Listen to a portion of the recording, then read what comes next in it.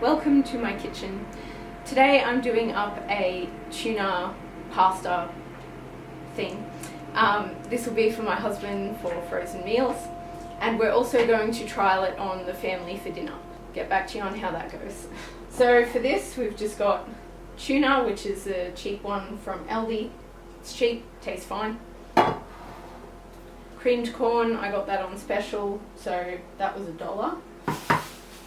150 grams of grated cheese, cottage cheese, mixed frozen vegetables, these are really cheap, milk, garlic, corn flour, and lots of pasta. So carbs are cheap, so if you're on a budget, carbs are a good thing. First thing, we just put the water on to boil, and we cook up the onion in minced garlic and oil. Minced garlic is the cheapest way to buy garlic, and it's convenient.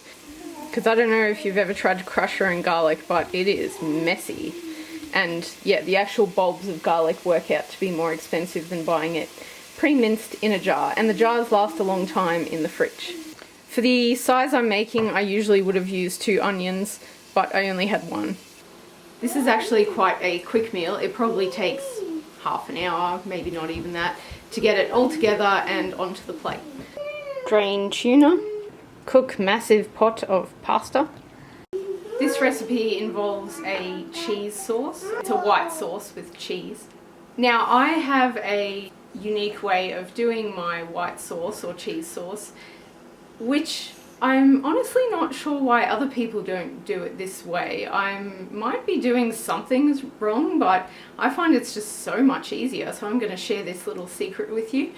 And if there's a reason why this is just incorrect, please comment, and then I will finally know what I'm doing wrong.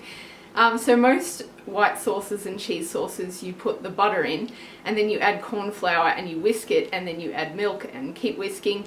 It's a lot of whisking, a lot of effort. I find you end up with lumps. So I will show you the way that I do it, and it might make your life a whole lot easier if you're trying to do a white sauce.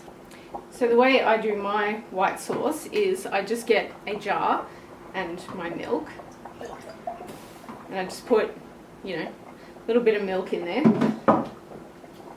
and then I get my trusty corn flour, and however much I need for the recipe that I'm doing, I put in. So let's say 2 to 3 tablespoons for this recipe, and then I just screw the top on, shake it up. You don't really even need to shake it that long. There we go, all the corn flour is mixed into that. And then next step. So it's still plenty runny, like it's not thick because it won't thicken up until the heat hits it. So we chuck it in, and then we put the milk in that we want. And there is still whisking involved, and you just add more milk as you need to, and keep whisking until it's the consistency that you're after. And that is all I do, and there are no lumps in that at all. If I was to leave it and didn't whisk it, it would get lumps in it. And if you find it's not thick enough, you just add a tiny bit more milk with more corn flour and shake it up the same, and then just add it in, and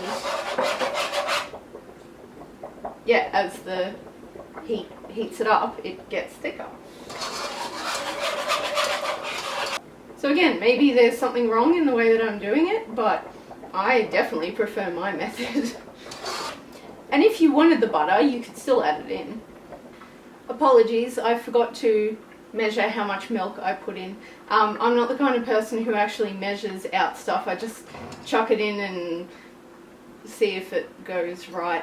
But I've been cooking for a while, so I kind of know what I'm doing. But if you're trying to follow my recipe, I realize I need to actually let you know how much is in stuff. So I reckon it's about 3 cups of milk. But obviously if you think you need more or less. But I'm making a really big batch, so this is just giving you a bit of an idea anyway.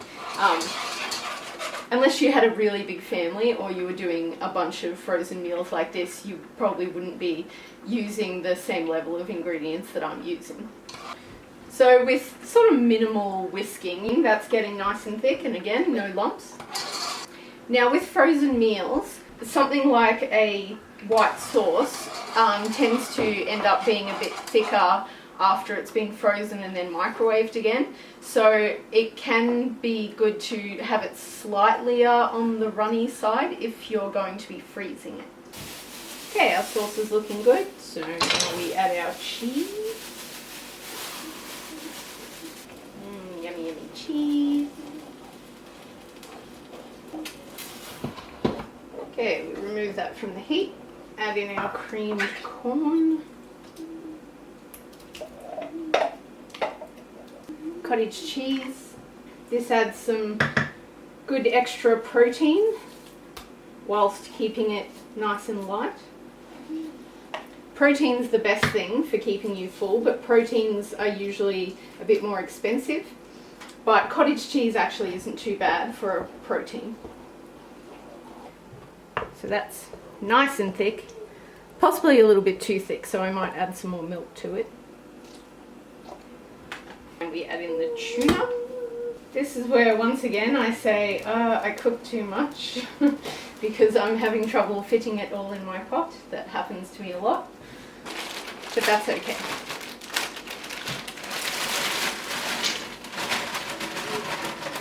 Frozen veg just goes in.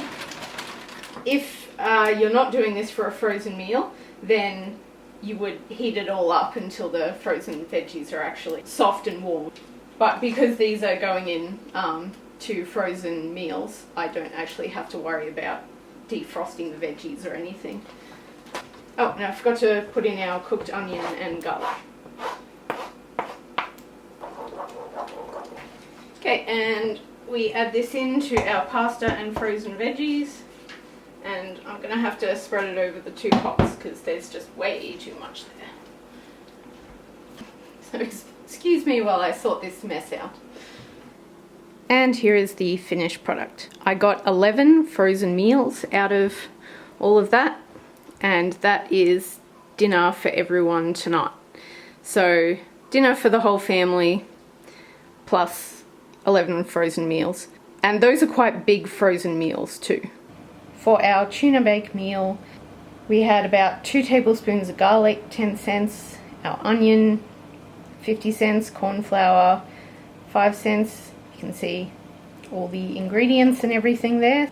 That comes to a total of $16.05. It made 11 very big serves.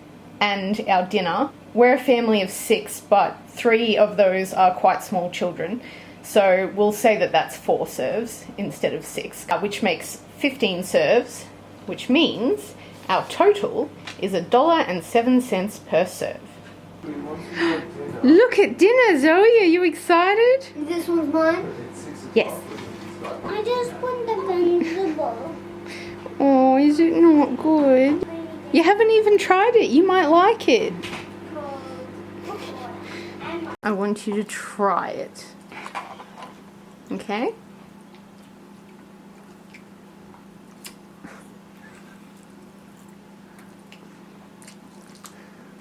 Look at that look of utter pain. What do you think? She's spicy. Yummy? A little bit good. A little bit good? There you go. You like it? Yeah. Yum, yum, yum. Well, if you're wondering how dinner went, let's go from youngest to oldest. So my baby Jessica was great. She got in and gave it a good go, and what she didn't eat, she rubbed through her hair. So that was fun. Zoe, my second youngest, did try it, but ultimately was not impressed and would not eat any of it. So she had the veggies on the side and that was it.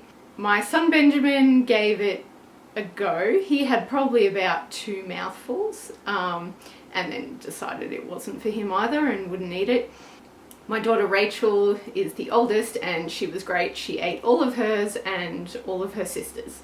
So ultimately it went pretty much exactly the way I thought it would. But you know, we gave it a go, and obviously me and my husband ate it.